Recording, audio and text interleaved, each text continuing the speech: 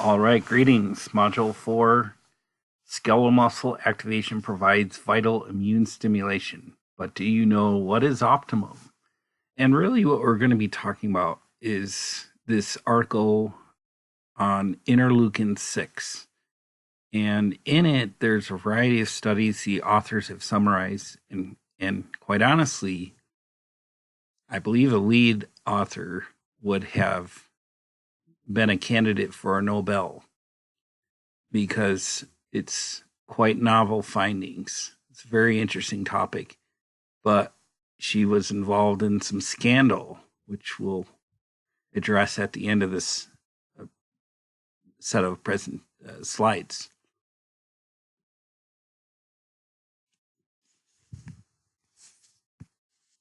So let's get started. We need to review the minimum guidelines according to the American College of Sport Medicine, and specifically focusing on cardiorespiratory.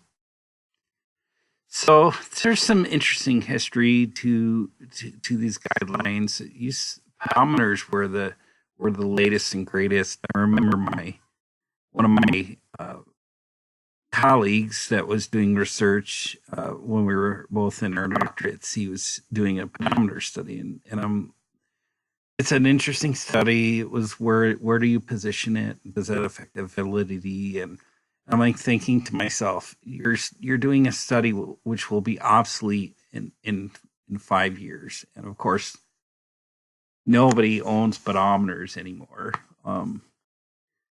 I remember meeting a scholar, Bob Pengrazi, who's more of a Phi Ed guy from Arizona, and he's a very accomplished scholar. But he's telling us about a study he was doing with young kids, and many people living in that part of the country are illegal immigrants, and so he was giving these pedometers away, and these kids would come home, and their parents would think that it was some tracking device from the INS, and they were throwing away all his pedometers. He lost thousands of dollars in his study.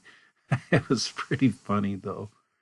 But the goal was 10,000 steps, which was often cited. And the root of the 10,000 steps comes from the person who invented the pedometer, and it's actually derived from the kanji, the Japanese lettering for 10,000. And if you look at the kanji for 10,000, it looks like somebody's running. So let's call it that. Talk about evidence-based practice, right?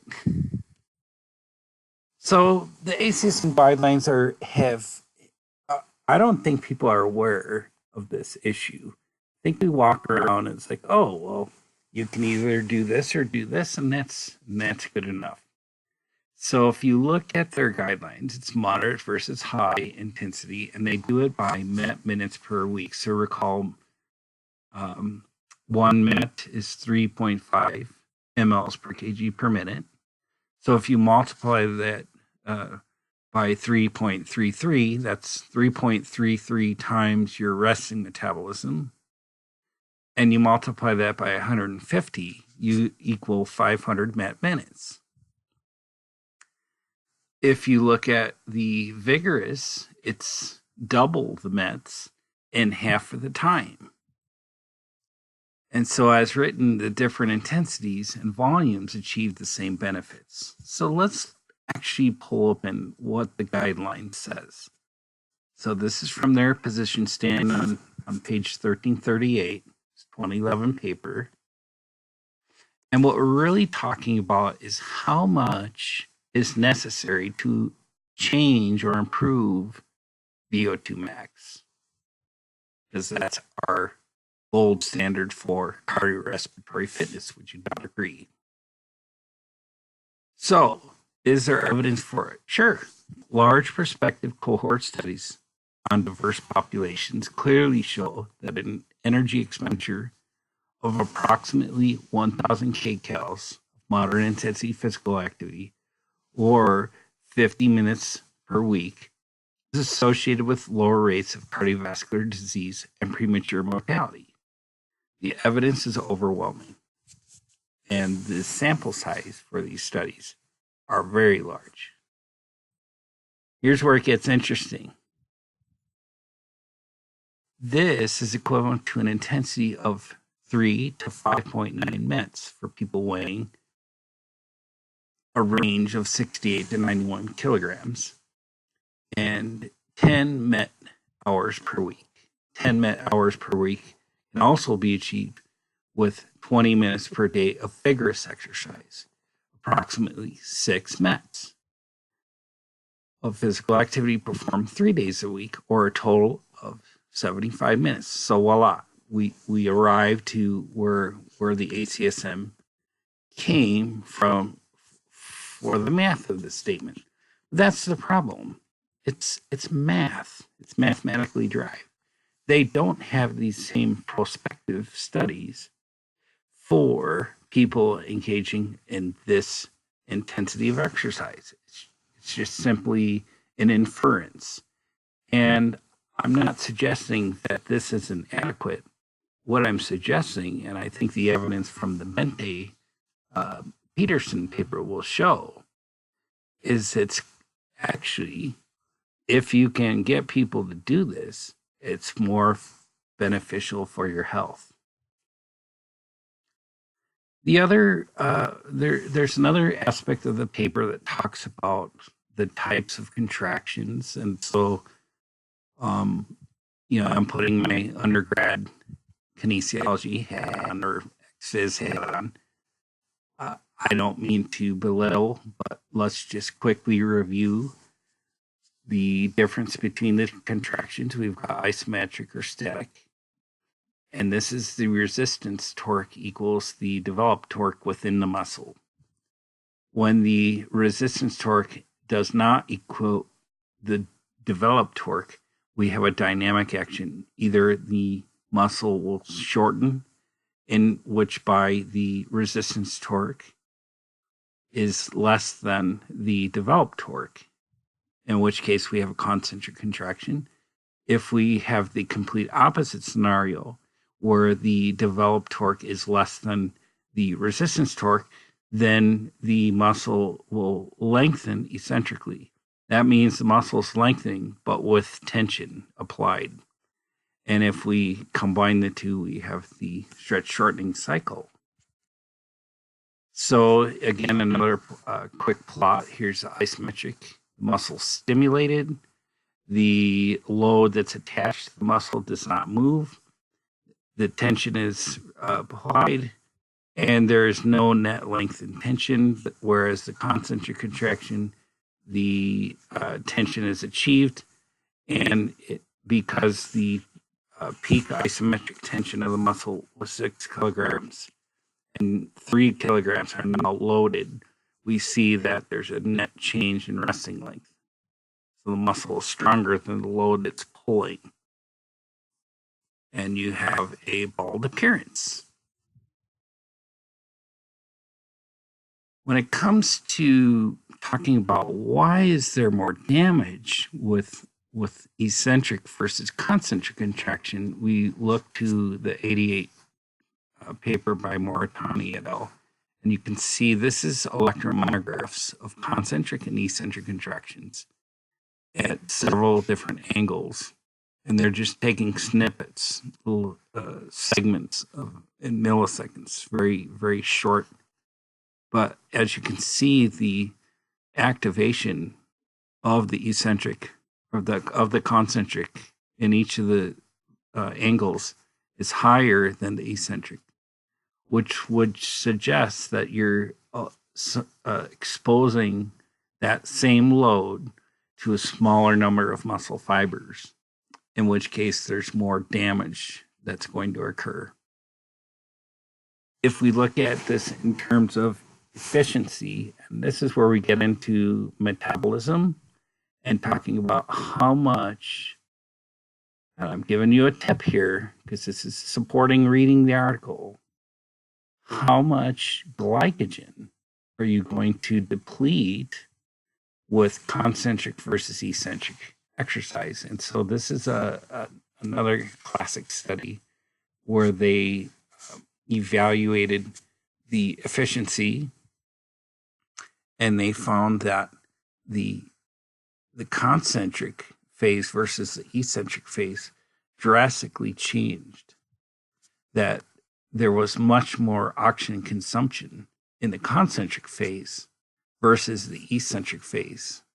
So, of course, there's less activation in the eccentric and therefore less oxygen consumption.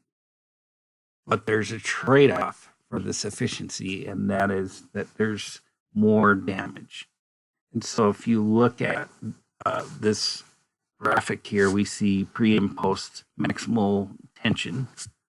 This is the pre, this is the pre, and then post for each condition. This is passive lengthening. They just simply put the muscle on the servo motor and stretch it. These are animal models, and there's very little damage. A little bit. An isometric contraction,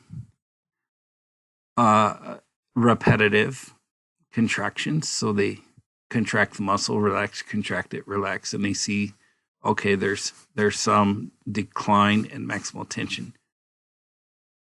And then with eccentric, there's massive decline. And so, this probably is metabolic change. This here is metabolic plus structural damage to the muscle. So some more puzzling findings. There are lower levels, and you know this if especially if you've been to Utah and you've done some hiking. It's a lot harder to climb up that hill than it is to go down. So there's no doubt. I measure lactate levels going up the hill, predominantly concentric contractions, and going down the hill with predominantly eccentric contractions. I'm going to see a lot more lactate formed, which means you're using more energy. You're breaking glucose and muscle glycogen down into lactate for the demands of that activity. There's also less hydrolysis of ATP, and there was actually, and I didn't cite him, but there's a gentleman named Stauber, William Stauber, who did some classic. He wrote a huge review article on this. I remember reading it in grad school, and it was pretty interesting stuff. Related to why we see less hydrolysis of ATP in eccentric versus concentric conditions. And it relates to how the muscle contracts. So we see the slotting filament theory. This is Huxley and Huxley's Nobel, right? We have actin attaching. We have myosin, which is in the red, attaching to actin. The yellow represents the active sites, and the role of ATP is over here to detach active from the myosin. So the ATP comes in, it detaches. Well, with higher eccentric contractions, the prevailing theory is that the cross bridge is forcefully detached without use of ATP. And if calcium is on board, which we would presume the neurons, the neurological system is telling your muscle, we're still going, so release calcium. There'll be an exposed active site for that myosin head to attach to another active site, only in the opposite direction to this video, because you're trying to. It's like you lose your grip on a wall or a mountain, and you're sliding to your death, and you hope your hand can grip to that next hold. That's kind of what Stauber was talking about in his review article on this topic, and there may be some truth to it. Now, switching directions. So we've gone through the guidelines, the ACSM. We've reviewed the difference between concentric and eccentric contractions. we need to talk about inflammation, which is a key role in this. And I've got this cartoon. You're like, what is this guy going to talk about next? So we have the ski poles. They're all setting in there, and you're off on a ski trip, and you realize I'm getting thirsty. Let's go into the hut, warm up, and grab a snack, grab a beverage of your choice, and you walk out, and you realize some dude has stolen my ski poles, and you're thinking, how am I going to get down the rest of this hill? I'm not a very good skier, and I'm going to need some poles. So what you do is you decide, well, I'm just going to go ahead and swipe. Nobody's stealing these pink poles, right? So they're going to go ahead and grab this dude's poles. And I was like, sorry, but I got to get down this hill. And then this dude with the white poles comes out from the chateau and realizes, hey, somebody has swiped my poles, and I got to get down this hill too. And I'm running out of options, so I'm going to go ahead and swipe these pink poles, right? Well, that's a lot about how free radicals operate in the human body. So if we have unstable electrons and unstable cells with missing electrons, they're going to strip the electrons to make themselves stable from neighboring healthy tissue. And as a result, it causes a slow degradation of tissue, cell function, a slow degradation of tissue function. And if given enough time, and we're talking years and years and years, the complete breakdown of the function of the organ. And the organ we're really focusing in on is the pancreas, and specifically beta cells, because those are the cells that produce insulin in the body. So how we over time develop type 2 diabetes. So we have this, yikes, holy cow, Bob, this is a complex diagram. I will walk you through this. It is complex. It has virtually nothing to do with recovery or reconditioning. Inflammation does. And so I think tangentially, this is a good review. If nothing else, I think you'll find this segment of 10 minutes that's unrelated, of course, worth our time. So I decided to throw it in as a bonus. Call it a knowledge snack tip from Bob. So we have 6 different things that we're looking at on this figure. We've got the visceral adipose tissue. And this is tissue that's in and around the abdomen. You kind of, if you've ever taken a dissection class, it's like the worst part of the dissection class. You got to clean through all that before you can get in and take a peek at the organs. Then then that flows into 2. This is the portal circulation that dumps directly into the liver. Item 3 is the skeletal muscle and the oxidative potential, the LPL activity, what's happening inside the muscle over time. Item 4 is related to the pancreas. And we talked about one of the big things, the big roles of the pancreas, the beta cells, is to secrete insulin. And one of the roles of the liver, as you can see, is to extract insulin. So when the body's done using it, well, we don't want insulin levels to remain.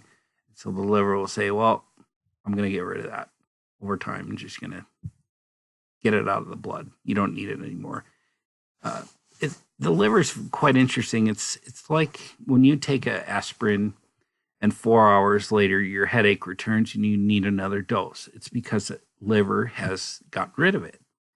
If I if I hold a gun to your face and say, "Give me your money," your epinephrine levels will rise to so extreme of a level, it'll make you sick to your stomach, right? High levels of epinephrine. If I come back to you an hour later and say, "How do you feel now?" You'll be like, "All right, I'm a little more calm, a little more relaxed." It's because the liver takes epinephrine and gets rid of it out of your bloodstream. So it's a very important organ. Take care of it. Number 5 is this anti-lipolytic, and lytic is a breakdown, and anti is opposing a breakdown. So it's a double negative. So I'm going to skim over this. I hate this. I hate this idea. I hate this word. And then to make matters worse, they have a down arrow for it. Like, now you've got a triple negative. Shoot me now. We'll just move on to item 6, which is what's happening in the subcutaneous adipose tissue. So I'm going to push on the blue button here and get into why that is bad. So that visceral adipose tissue, it increases with total body fat from excess caloric intake,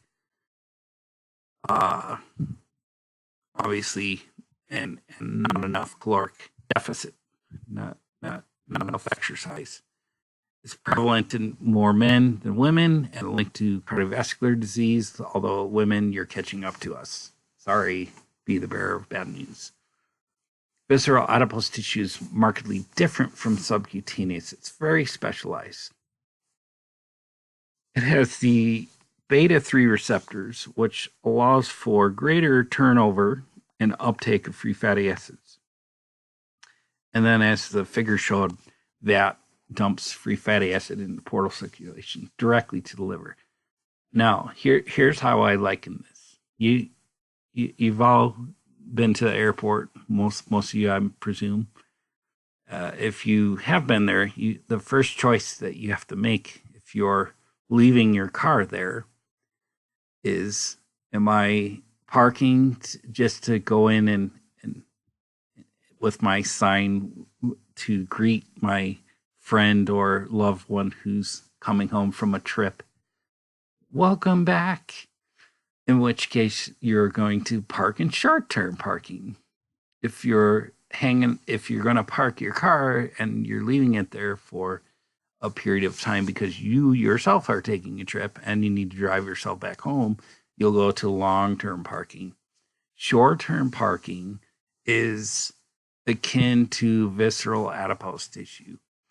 What I mean by that is a lot of fat gets parked in visceral adipose tissue, but it doesn't stay there long. It turns over more rapidly, whereas the subcutaneous adipose tissue, it tends to hang out there for a while. Now, the relevance of this is if somebody who is joining and starting out a new fitness program, and they start to go on an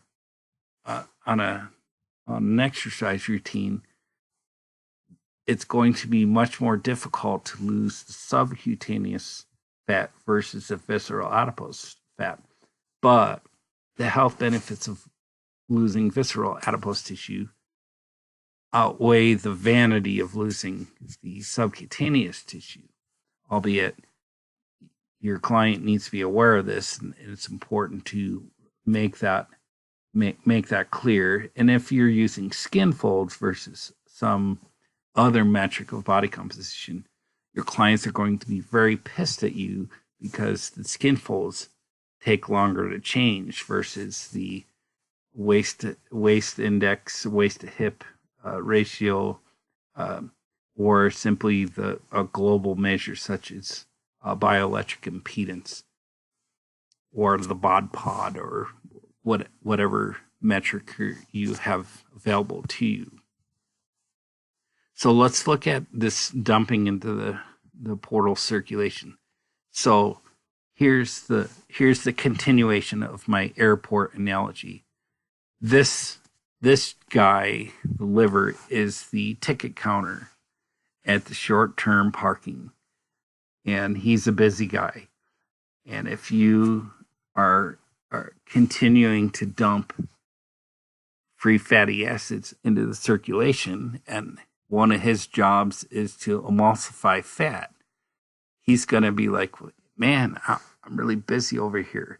And I've got this other job, which is to remove insulin and aspirin and epinephrine and all these other things from the blood. Now you're really mucking with me. I'm a busy guy, so my ability to remove insulin is going to decrease. I can't multitask that much. And as a result, insulin levels will remain elevated in the blood. This is only part of the problem, but it's part of the story.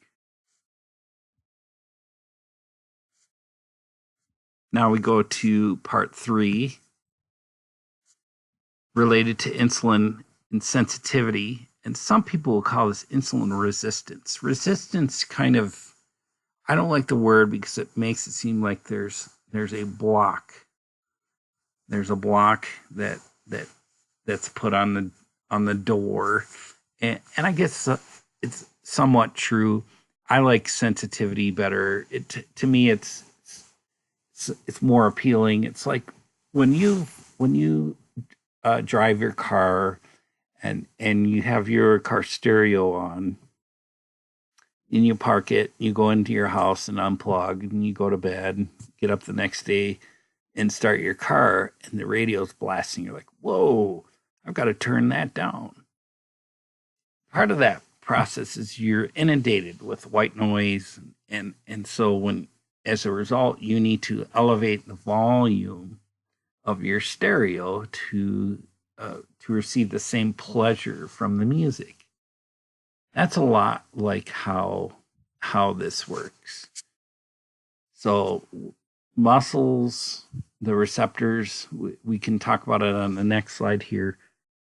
But the ability to receive a signal from insulin to, say, take blood into the muscle, it's reduced, and we now know why. Which is really cool, because we're gonna see like how do we reverse this. As a result, blood glucose and insulin levels remain high. And over time, this is going to lead to diabetes. This is coming. We'll talk about what's the dagger, what's the tipping point. Those with metabolic syndrome also have been found to have lower levels of muscle LPL. This is lipoprotein lipase. This is what helps get fat into the muscle for use in the Krebs cycle. If you're not exercising, well, there's no reason for fat to get into muscle. And so therefore, fatty acids get diverted elsewhere. And where do they go? They go to short-term parking, but they also go to long-term parking. So over time, the free fatty acids accumulate and get stored as fat in your adipose tissue.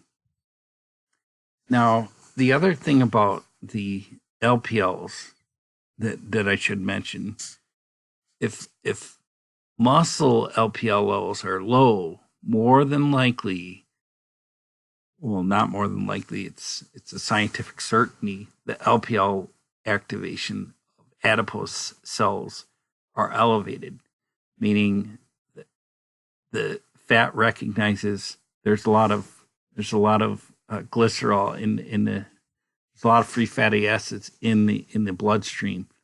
So we need to open up our gates to let it in, because it can't remain in the bloodstream forever. Bloodstream's just like a temporary reservoir.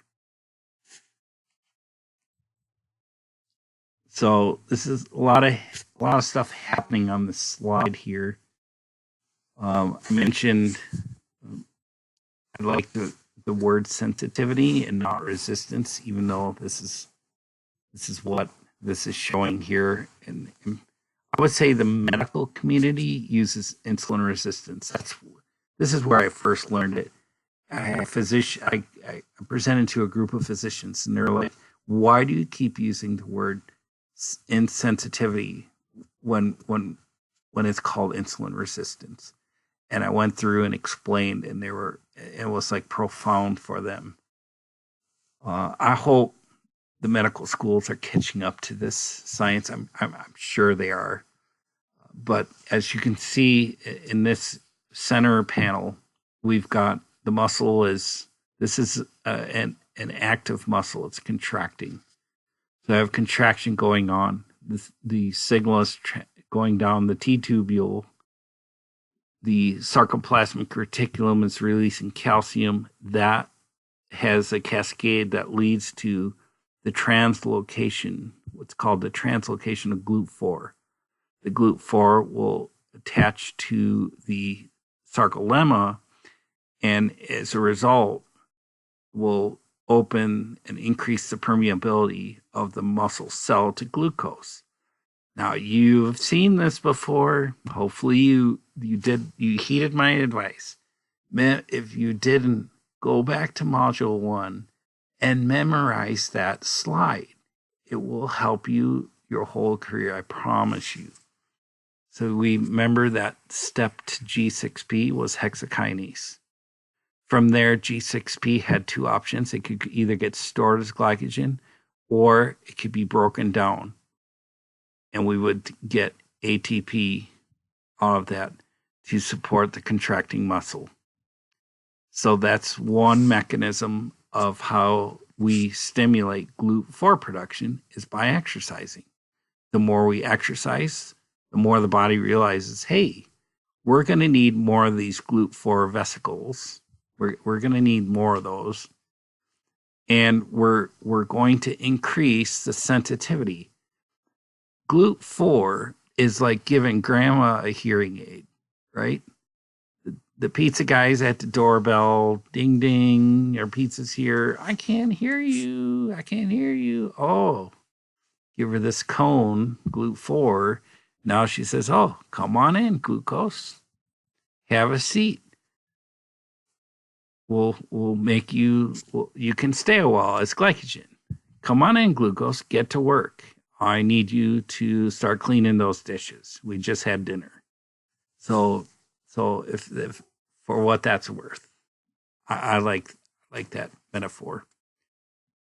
If we have type 2 diabetes, this is now saying, well, insulin is, instead of the contracting muscle releasing calcium, it's insulin hitting the receptor that's triggering the signal. And with type 2 diabetes, there's a defect in signaling GLUT4. Part of that defect is there's less of it because you're not exercising. So you can do all the dieting in the world. You're not going to stimulate this process without releasing calcium. I'm sorry, it's just the bearer of bad news. We have to exercise.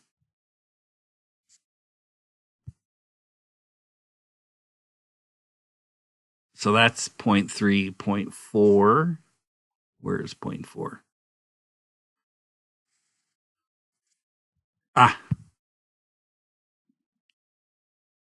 Remember, if grandma doesn't have her hearing aid on, that's going to lead to blood glucose.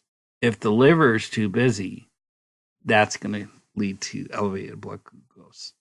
So it's multiple. It's not just one thing. It's multiple organ systems that are, and that's why they often call this metabolic syndrome. You're completely altering a person's metabolism. If insulin levels stay elevated, the liver is too busy. Elevated glucose levels trigger the pancreas to secrete more insulin because that's the role of the pancreas.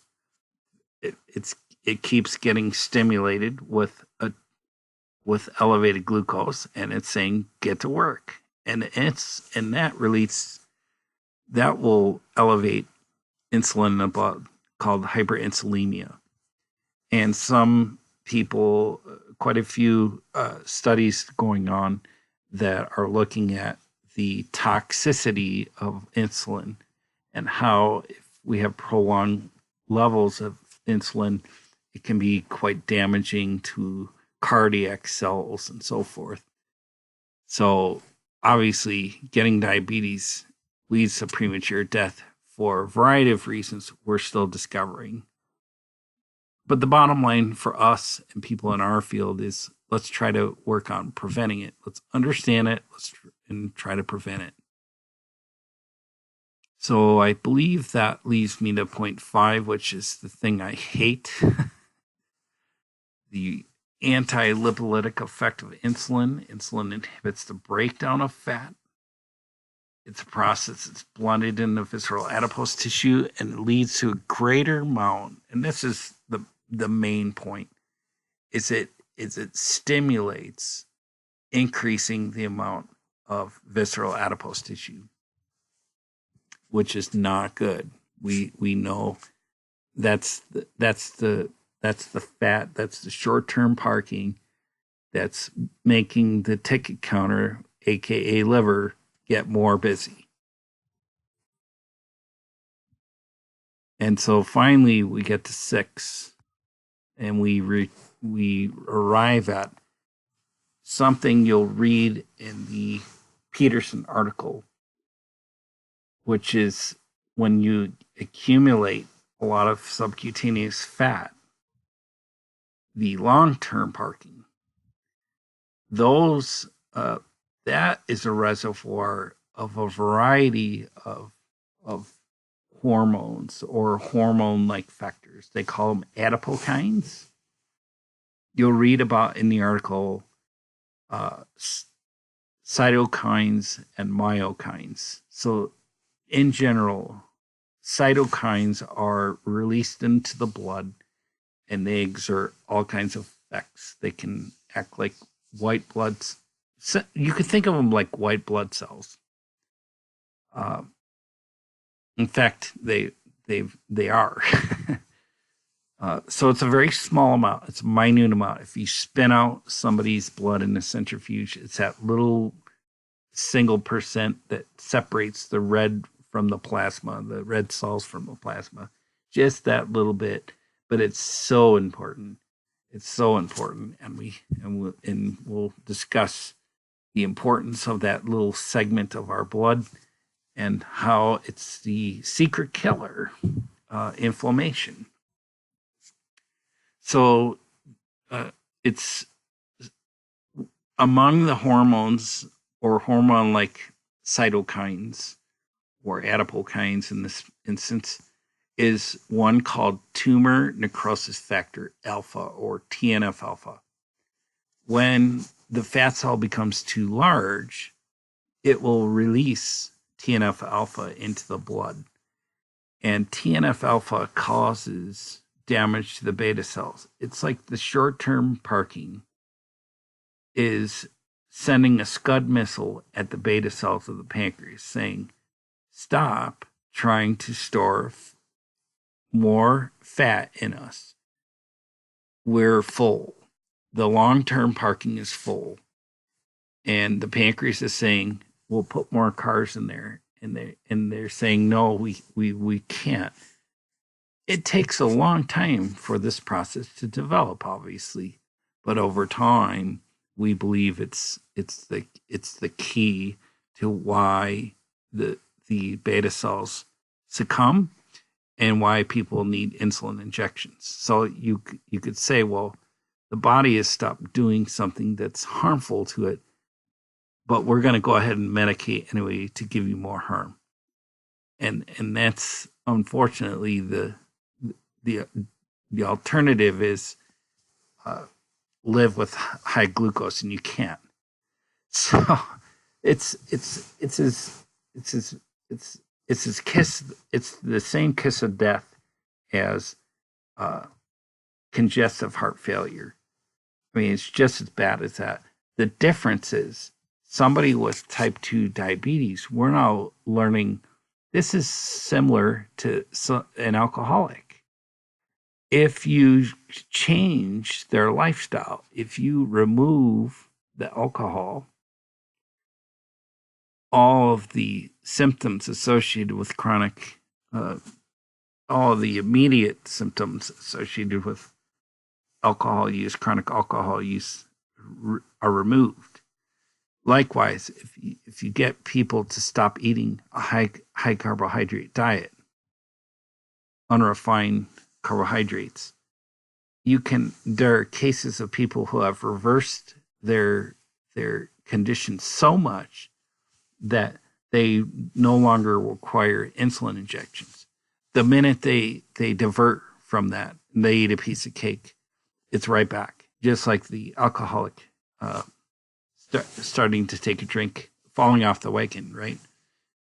And I know that's controversial for me to bring that up in this class. I'm not a dietitian, but I'm going to tell you, go out and read it for yourself on Google. And that's as much as I'll say on the topic. We do know that preventing metabolic syndrome is aided with exercise. In fact, many of the things that we looked at, you can accomplish without exercise. We know you can decrease fat. And if you do that, you're decreasing the stress on the ticket counter, right? We can increase muscle LPL. We need to because you have more mitochondria. So some of the nasty lipids, some of those anti-inflammatory lipids that are floating around, the nasty ones, well, they're just going to get used as energy. We'll break that glycerol down because we need it. Muscle insulin receptor sensitivity. Grandma now has a hearing aid. You can immediately increase GLUT4. You increase the content and function of GLUT4. And as a result, you decrease blood levels without the help of insulin. All these factors we know. And so we reverse all these things. We now reverse the stress on the liver. There's less need to remove insulin from the blood because we don't need as much because the muscle's more sensitive. There's increased oxidation, increased LPL activity.